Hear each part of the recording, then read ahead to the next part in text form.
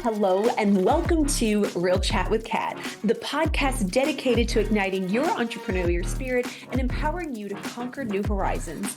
In this podcast, we chat with inspiring entrepreneurs on their journey to success through some amazingly insightful and expansive conversations. These episodes thrive on thought-provoking chats where our guests fearlessly explore their path to success, sharing their experiences, failures, and triumphs. No topic is off limits as we deep dive into the talked about and not so talked about pieces it takes to build a business, overcome limiting beliefs, deal with personal struggles, and everything in between that shapes our lives and our businesses.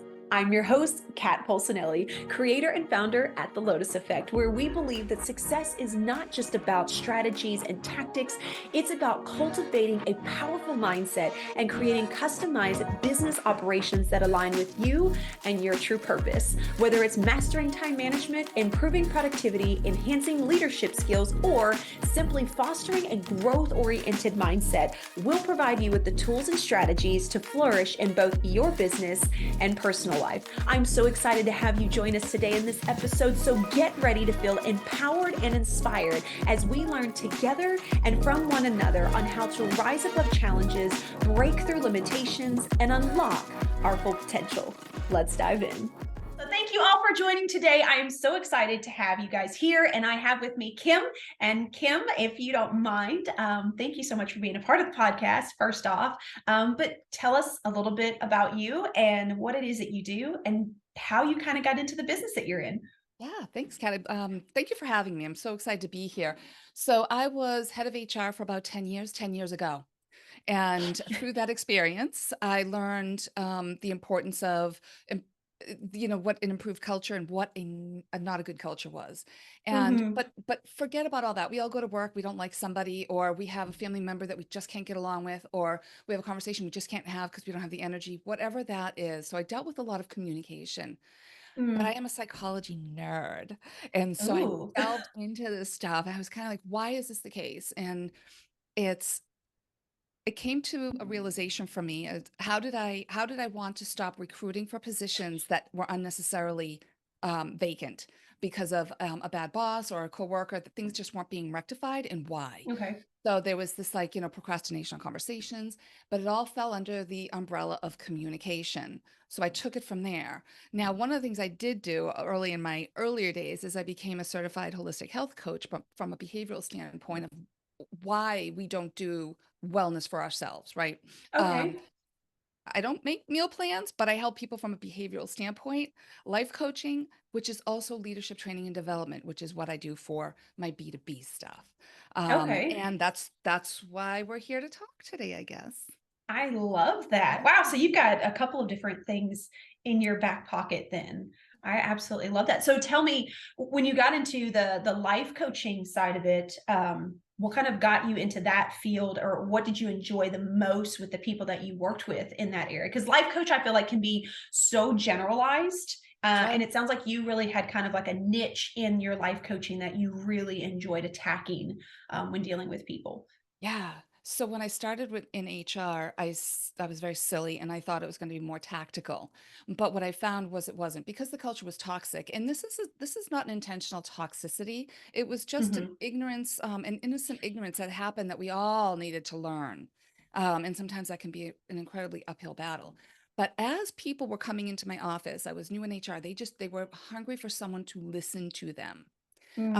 Some were legitimate, some were egoic and kind of like feel bad for me. So I found myself more helpful with the employee relations piece, and keeping us out of litigious situations than writing policies and procedures and handbooks. And all that is Mm. definitely nature of the beast. But I found myself really good at sitting down, working through issues, figuring out the real cause of the issue, and then pulling that apart and fixing things. And that's where it really started, was, funnily enough, is all the problems the employees were having. And I had that proverbial rotating door. Hmm. Yeah. So what did you notice that was like one of the biggest issues in that arena that I know is being faced probably not just in corporate, but also in the entrepreneurship with those that have teams as well. Yep. So I'm going to say three things. I hope I'm going to keep my mind on track with this. Setting expectations and properly, right? Listening and Okay. showing recognition. So the people that were doing their job and doing it well, that's okay. They should be. But the people that were having a hard time, or whether it be issues at home, whatever the case may be, the managers would come in and speak to me and be like, this person's driving me crazy. And I'm like, well, so I'll pick on you for a second, Kat. So it's like, okay, what do you know about Kat? What is it that's going on? Well, I don't know. They just don't get here on time. They're miserable when they're here. But there was no really reaching out, learning about them, because they didn't realize that Mm, there was the people part of the job was very critical, and they were kind of focusing on that tactical. They're here by 9, they leave by 5, and they get this, and this done. yeah. Which I know that there's an element to that, but all the other stuff, that cultural, emotional intelligence, any relationship building, out the window, or not even, it wasn't even in sight. So I needed to bring it to the surface. And that was the biggest. Okay. Yeah. I Yeah. love that. So it seems like communication all around just is well, and it still is, in my personal opinion, being in the corporate world, right, is an issue with our employers as they disconnect who we are from the job instead of collaborating it together and making it work for the best of both worlds, I feel That's like. right. That's And right. it's interesting that you're talking about this because I'm actually in the process of reading. I'm in the middle of reading Brene Brown's Oh, book, Daring Leadership, and yes. that's something that she talks about is that daring leadership of being able to ask questions, get to know your people, and see the difference that it makes in not only their work life, but how they get their projects done and can turn into how they deal with things at home as well. That's right. And we all have personality styles. And there's DISC and Myers-Briggs and all of the like, right? Yes. I do a proprietary one, and it gets to it's not all that scientific, but it gets me to the core value for them. And what I do is I have them become aware, because we all have to start with ourselves, right? Of course. Become aware of ourselves and what our communication style is, how we send and receive information. But as a leader, you're there for your team. As a leader of a family, as a member of a family, you're also there for them. Now, I'm a mom and a Mhm. wife, and don't tell my husband, but I like being right. But that's my ego.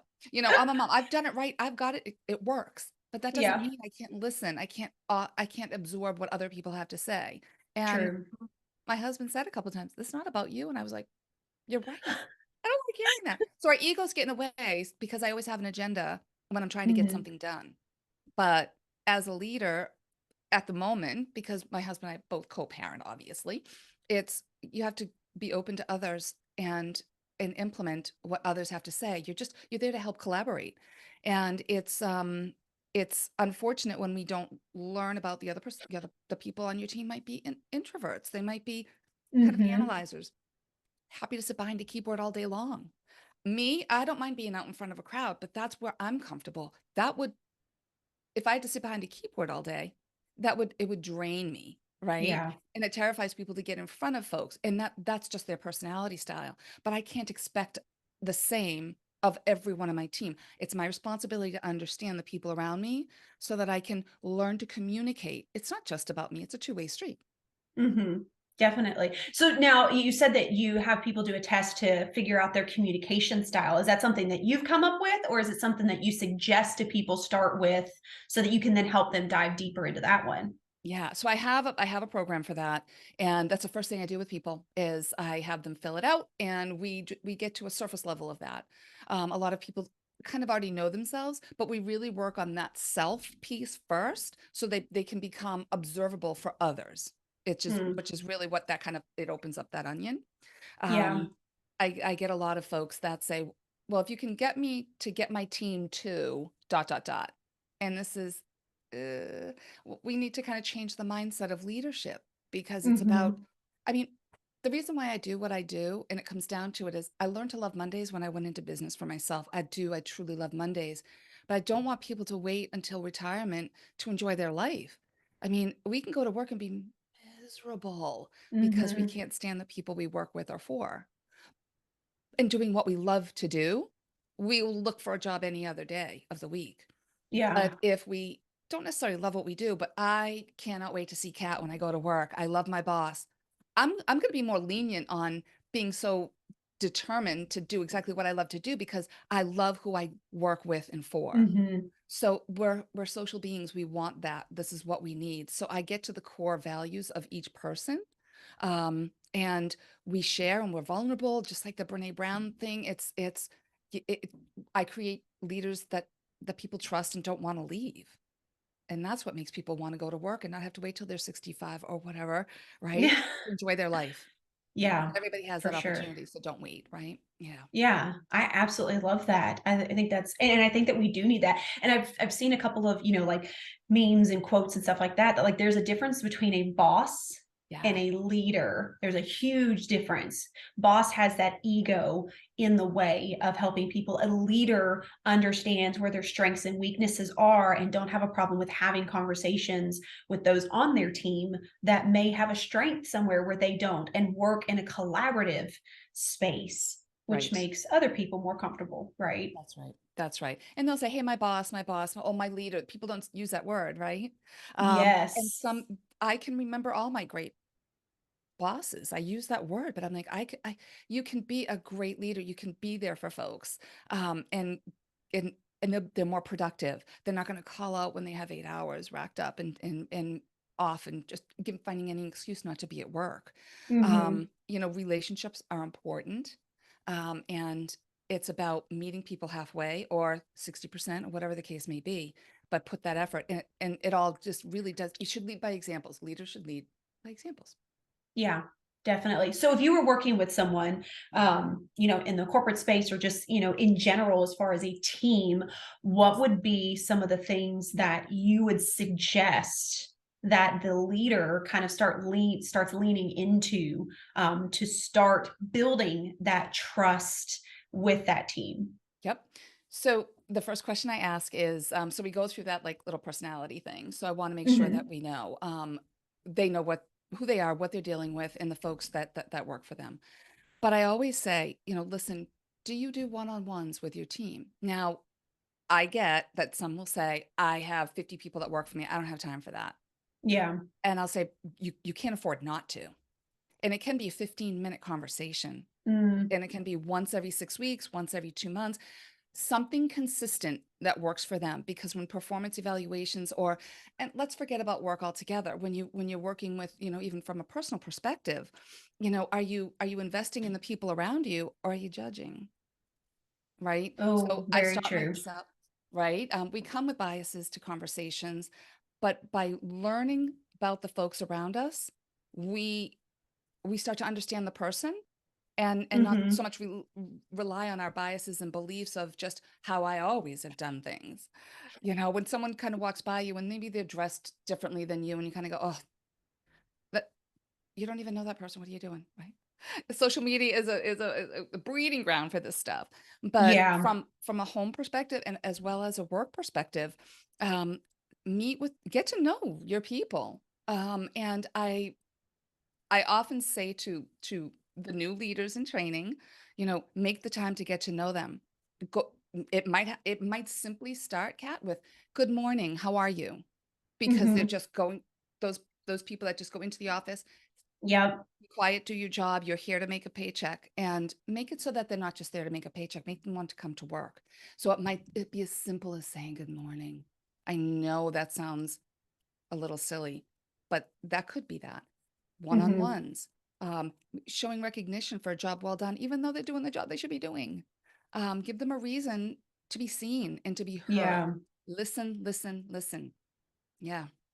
Definitely listening for sure. And it's funny that you say that too, because I feel like that reverberates across the board as far as acknowledgement and recognition. So, funny Yeah. story. So my husband and I went and picked up some Mexican food a couple days ago, and we just got it to go. And we were going through the door, and there was a gentleman that had been holding the door open for all these people. So as we walked by, I was like, "Thank you." And my husband said the same thing, but I could hear him. He was talking to a lady that was inside, and he was like, "Oh, 3 out of the 6 people actually acknowledged that." And I was like, "Isn't that funny?" to know that, well, I do it too. I'm all when I hold I'm waiting to see who pays attention. But it's interesting to see that how many people like just go right on by. They're so in that moment or so into whatever they're doing themselves that they can't even acknowledge someone that's holding a door open for them. And it's such a simple gesture, but it can make someone's day just by saying thank you because maybe they stepped outside their comfort zone to hold a door open, right? That's right. That's right. And I often say to people, and they'll say, I do this for people all the time and I don't hear anything back. So I'm going to flip that a little bit because oftentimes, and this is where I kind of peel back and I can get a lot of interaction when I'm working with a group.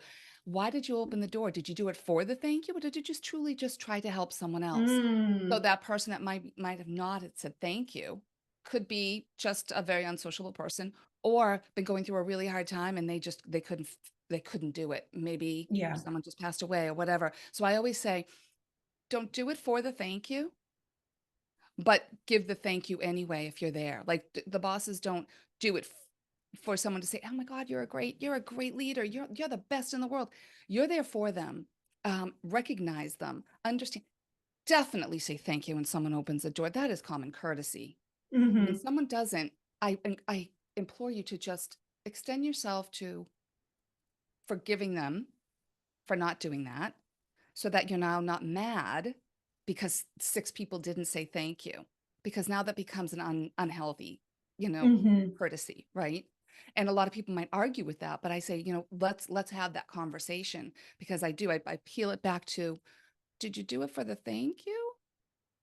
Like certain people will do things for somebody and they're like, I've babysat their kids 17 times. They didn't even ask me for mine. I'm like, but they Yeah. and this isn't a back and forth. If you ask them and they say they want you to watch their children, then great. But don't keep score. Don't keep score. Yeah. Just do it and let it go. Takes Yep. practice. It takes practice.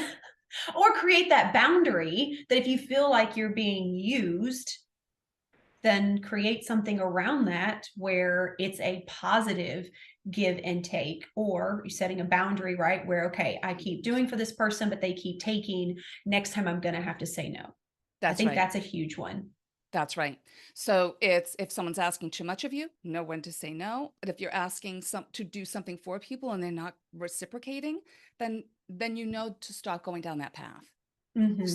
We could talk for a week on this, but it's just knowing how not to get so angry all the time with everything these days, because gosh knows we don't need more of that, right? Yeah. So again, self-reflection and self-correction is where I always tell people Hmm. to kind of look. Yeah. I love that. And you said something about the leadership as well. You were saying that they don't need to look for that recognition from their people. We're here to help give that recognition, right? And I think that that is a really hard one for a lot of people, especially in the entrepreneurial space, because if you're working by yourself or you've just hired a team member, right? You expect so much of yourself or so much of that person that you forget that sometimes you have to give yourself an internal recognition instead of waiting for that external to make you feel better, because then that's, I feel like, where people get really really stuck, or they get really stuck with someone that they hire that, let's say, is a fantastic fit, but because they don't know how to communicate and give recognition and recognize themselves, then they get frustrated with that person and just falls apart. That's right. And it could be the simplest of the communication piece that falls apart right at the beginning or at the end. So some people say, well, how do I do that? I don't even know the person that starts. So tell them, hey, listen, I might not be the most talkative person, but I sit back, I absorb, I kind of like analyze. That's who I am. I'm a little on the quiet side. So, you know, don't mind me if I'm in a meeting and I need to ask 75 questions. Now I'm the person in the meeting goes, okay, I'm going to take this, I'm going to go, and then I'll ask questions if I have any. The other person's like, "Oh, hold on, I have another question," and then you have the 5 faces that go and, like, let them ask their questions. That's what they need to be who they Yeah. are. And again, it's about a peripheral vision about who's around you so that you can minimize the angst that comes with communication. Now, Mm, we've all had situations where we either procrastinate or don't have the conversation, whether that's at work or with a family, right? And that's mhm. something I kind of wanted to inject here today. Why? Why don't we? We're big on complaining about it when we're not around their ears, right? But when they get close and can hear, all of a sudden we're quiet. So let's figure out what the frustration is. And, things in my own family have happened where, unfortunately, a death can bring people together where it was a simple situation, not easy, but simple, where it could have happened before. But a Hmm. tragedy brings people together, which is unfortunate, but silver lining. So don't wait for retirement. Don't wait for that tragedy. Work on it every day. Start with yourself and start forgiving others when they do something you don't like, and be there for somebody else without anything in return, with boundaries, and see how Hmm. that goes. And just start with that. Yeah, that's a huge one. Is obviously having the boundaries as well, because I feel like we get into like this people pleasing mode, or we're constantly waiting for someone to tell us how good we are. I know that I dealt with that for a really long time. Like I was always that person that did everything extra in the job, anything that I could do, take on more tasks, like waiting for someone to say something like, "Oh, you're doing so great," right? And then when I didn't feel good, and I felt like I needed to take on more to continue to Mm. wait for that interjection of that. So, how do you feel like when you're working with these people in this space of being vulnerable and Mhm. starting to communicate? Do you notice that there's a large overlap in their personal life and how they deal with things in their business, or do you see that it's very separated? That is an excellent question. It goes back to when we first started talking here today, where the life coaching and the leadership training development blend together. Never Mhm. have I ever had a conversation with leaders that haven't been a result of their responses or reactions at work from something at home. Now, it could be as simple as my child didn't sleep all night. Came to work, I was miserable. I lashed out at somebody. I didn't have the tolerance for it. They don't have kids. They have no idea how it is to be tired, whatever. And I'm using real life examples. But your staff's not supposed to know that your child didn't sleep all day. But you might say, hey, listen, I might be a little cranky today. My kid didn't sleep. They were sick, whatever. It's not you. It's okay to announce how you feel. It's okay to express that vulnerability because Mhm. that does increase trust. It does. Mm.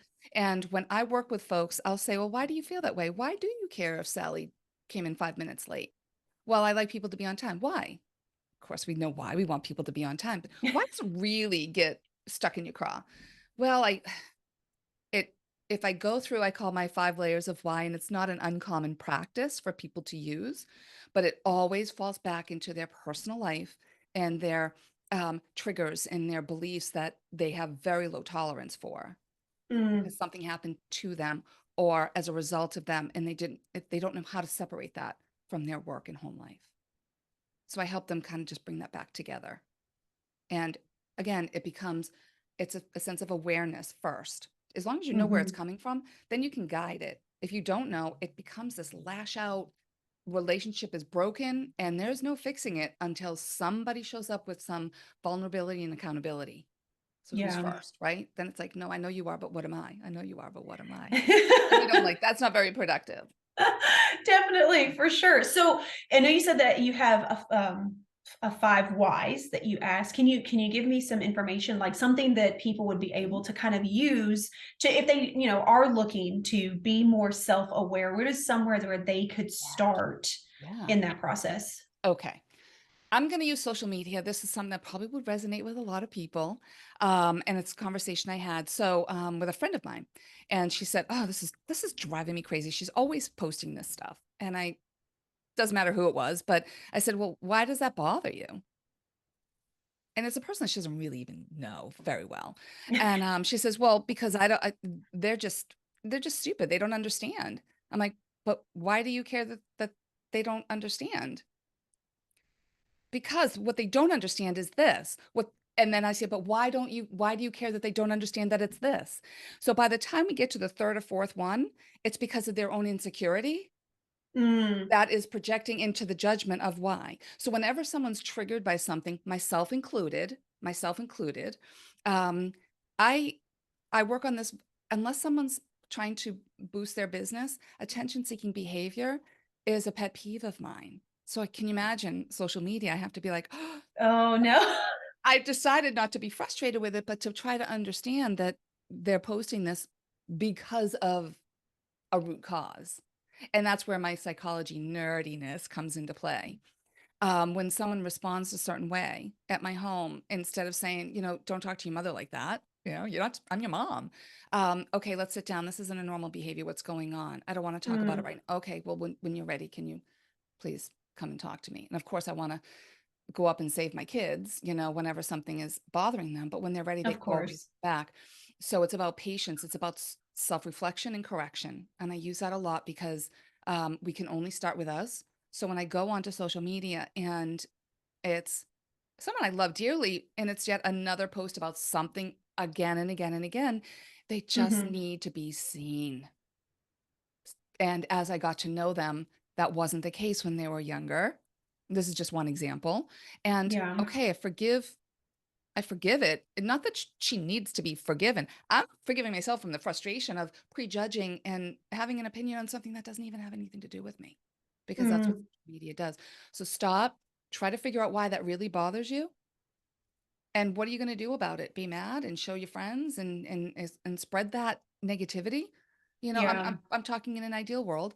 Or are you going to stop and think, well, this really bothers me because this is a strong and important message for me. And maybe it is for them too.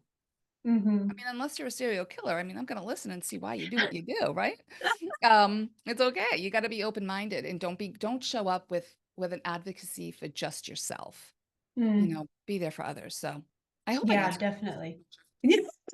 No, I love it. And it's interesting too, because I was just reading something recently where they were talking about, when we're younger, we have a type of curiosity about us. But like as we go through school and as we get older, it's almost like that's transitioned out of us and we're not taught that. And I think that's a lot of the reasons why we run into these issues, whether it's social media, whether it's in your business, in your personal life, is Yes. because you don't stop to be curious. Like you said, you are automatically judging. So being able to take a step back and ask questions to learn more can be so helpful anywhere. And I know that that's not what a lot of us are taught. I know that I didn't grow up that way, right? It was, you're angry, we'll get over it, you'll be fine, right? Or if you want something to cry about, like I'll show you something to cry, right? That's Like right. it's That's it, right. it's like it's such a separation that Yeah. it almost feels weird to ask people questions. We feel like we are interrogating or like we are impeding in their world, and we shouldn't be. But what I have found is by asking questions and telling them, okay, that's not what I said. I think we're misunderstanding each other. Let me try again. And then asking if they understand it. It's interesting to see how many people are so willing to respond within a matter of an instant, right? That's Instead of right. what we expect, which is for people to be like, why are you asking me this? Why are you why are you getting into my business? People actually enjoy having themselves heard. Hmm. If someone's listening to you and they're truly asking to learn about you, so oftentimes people feel like they're asking to either get a captive audience or to be judged. And unfortunately, that is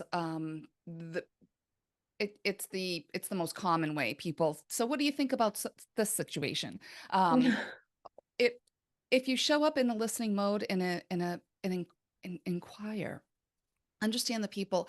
This doesn't happen overnight.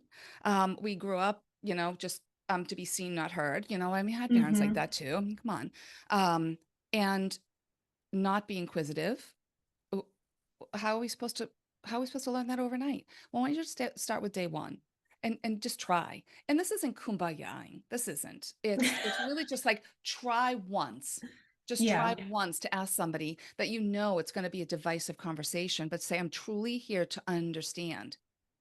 But I'm also going to ask you to understand with like if we do get into a conversation, the back and forth conversation, but let's just do it in a learning mode, not this judgy mode. And that's the best thing Mm-hmm. to do with family, which is the biggest issue that we have, especially over the holidays. A lot of people were just keep to yourself and don't bring up whatever. And maybe it's Yeah. a family member that's whatever the issue that's sensitive is. People don't know how to have the conversation because we show up with an agenda, we show up with judgment, and once we Hmm. just start to make awareness a big thing, then we can start turning the tide on that. That's my belief. It's going Yeah, to I simplify.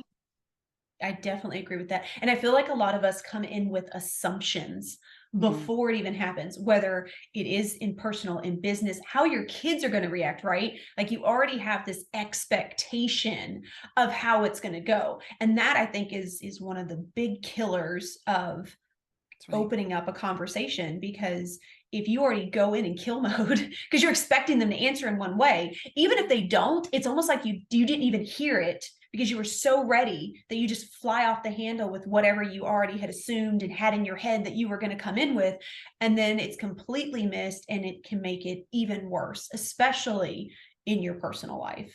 Yes. So the first thing when someone says, "How come you didn't tell me about that?" I don't take it as a judgment. I'll just say because I needed someone to listen to me. I didn't say it to everybody because I just needed someone to listen to me. There are two Mm, people in my life that are amazing listeners, and those who I go to when I really need it to be listened to. I do it for work, for a living, and I do it, and I feel like I'm a good listener. Although my 16-year-old did remind me not too long ago, I don't need a coach. I just need my mom to listen. I'm like, I did it. But when someone, I'm just telling you, if someone's not inviting you, or if they're not paying attention to you, they're not responding the way you want them to, don't judge and blame them. Oh, they could be jerks, mhm, I don't know. But let's go with in an innocent situation. They're not comfortable telling you the real reason why, and start to open up conversation to truly learn if that's mhm. really upsetting you. So when you're left out of a group of friends going out to do something. I mean, I have a kid in high school, so this is something I hear about all the time. But it's there's a reason. It doesn't mean that it's a kind reason. There's just a reason, Yeah. just again, self-reflection, self-correction, not to fit in, but just to understand. Don't blame.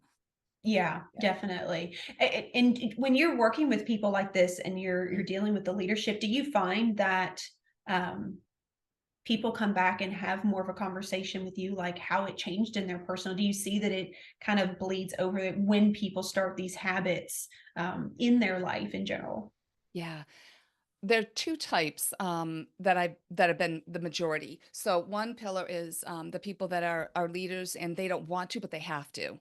Mm, And then there are leaders that they want to and just don't know how to. Right? So the ones yeah, that want to but just don't know how to, they like, how do I, over people please, and now that's a whole nother issue when you can't do that either. And then they're the yeah, ones that are like, very tactical, don't care about, the relationship part. If the ones that want to and don't know how are they're the ones that can get very vulnerable very quickly. And mm, that's an amazing, path that I take with them.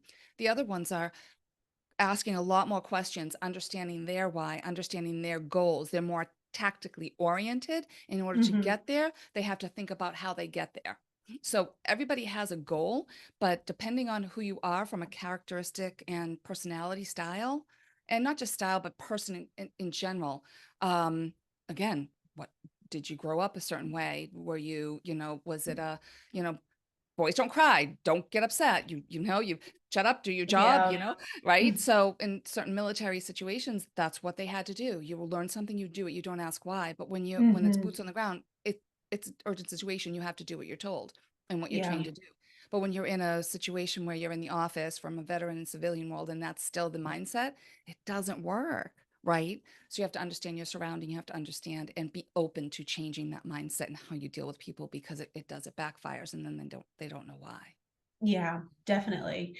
Now, what is your opinion in regards to, because vulnerability is what is another word that I see thrown around a lot, and it's one of the things that Brene Brown talks about in her book, is being vulnerable. But there's a way to be vulnerable, and there's a difference in like bleeding everything and not knowing how to communicate that. So, what kind of tactics would you suggest if someone is looking to be quote unquote vulnerable? What would that look like? Because I just feel like that's such a broad used word.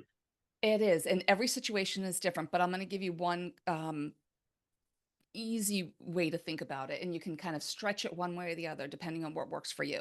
So if someone is if a leader is trying to make a difference with certain people, certain employees will be up there saying, "I'm sorry, but this isn't fair," and the other ones will just sit back and wait and just find another job, and you'll never hear anything from them, Yeah. right?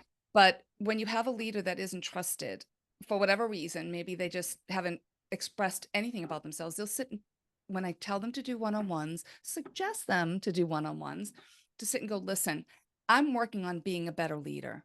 So Mm, I'm going to put myself out here a little bit. I know I'm not the best communicator. I know I have a lot to learn. I'm going to be expecting of you guys. And this is what we have to do before the end of the year, project wise or whatever. hmm I may not like it, but you need to let me know where I can do better. But I'm also going to be doing the same with you guys. So what is this? Is a two-way street. I might come in. I'm going to be a little cranky, but I'm going to let you know why the kid didn't sleep last night, type of thing. hmm But to expect, it's not. This is not a dictatorship. You don't come in and say, do it, do it, do it. Get back to me at the end of the day. You want them. If you have an open door policy, have it be a true open door policy, and be mm vulnerable to be able to put the that spreadsheet that you need focus on aside if the door's open, and to sit with someone and say, you know what? I love that we're talking about this. I have this project that's due. I want to hear what you have to say, even though they'd never said that to them before. Can we put hmm some time aside? And share a little bit about themselves without, again, what you were saying, just there are some folks when you say, how are you? They will tell you exactly how they are, give you the parameters around it, Yeah. everything. And for those people, I always say, just say good morning. And when you do have one-on-ones, let them know you have a time constraint because they want to talk. They want you to learn about them, but they're the type that'll talk forever, right? And Yeah. have forever. So it's about showing vulnerability, but also holding boundaries. Like, I'm going to do better. I'm not going to be perfect, but I'm gonna hmm expect of you. It doesn't mean you can come in and complain every day, 5 hours a day, but let's just know that we both have some learning here to do. That can be the first conversation. I That love can be that. the first conversation. And that makes it so simple, right? So it's a piece of honesty and setting boundaries, but also making space, Yeah. And period. perfectionists don't like that. That makes them incredibly uncomfortable. Um, hmm and those are the ones where I give a lot more support to because they need it. So I call on a Tuesday night, hey, how did it go with that meeting? And and it's just having an unbiased ear to kind of talk to so that they can hmm just kind of help them stretch that muscle is all.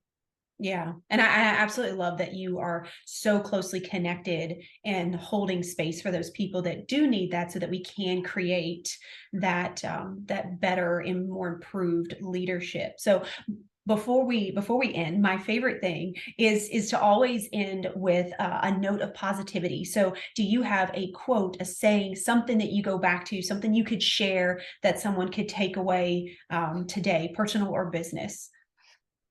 I saw one the other day and I don't know who. I think it was an unknown, but it's, speak even though your voice shakes. And Ooh. that's for folks like for leaders and for people that are having that uncomfortable conversation with a family member, hmm a friend, coworker, a boss, whatever. Um, Show up and say, I don't know how to say this, but I need to talk to you. And say it anyway, because failing is not saying it at all. So Mm. I hope that helps. It's not No, I it's love not that. simple, but it's not easy. I know So it's not, I know. but I love that. Well, thank you so much for your time, Kim. This has been a fantastic conversation. I love how you deep dive in with people and really help leaders understand what it means to be a leader and have that ego pushed aside. So, how can people connect with you, get in contact with you? How can they work with you? I would say it starts with a conversation. So you can go on my website and connect with me. It's culturalepexcoach.com, or you can email me at kim@culturalepexcoach.com and let's talk. I absolutely love that. So thank you so much. Obviously, I'll have that information linked in the show notes so you guys can directly connect with her as well. And to everybody that's out there, I hope you got some amazing takeaways. Remember that awareness and self reflection is a great way to start figuring out where you can improve. And if you're looking to improve, this is a fantastic small piece to start with. Otherwise, you're going to constantly feel stuck. So, thank you so much, Kim, again, for Ooh, being a part of the podcast. And to everybody out there, don't forget Do one thing positive for somebody else each and every day and watch how it changes your world. So until next time, have a fantastic day.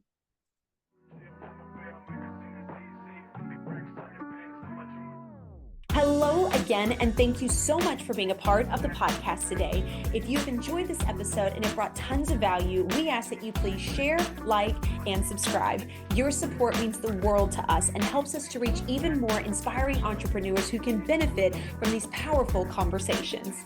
If you haven't already, be sure to leave a review on iTunes, as this feedback is an amazing gift that fuels our growth and helps us to continually improve this podcast. Looking for an extra dose of inspiration and empowerment? Be sure to connect with me on social media. You can find me at The Lotus Effect Coach, where I share valuable resources and tips while sharing my own journey of being an entrepreneur.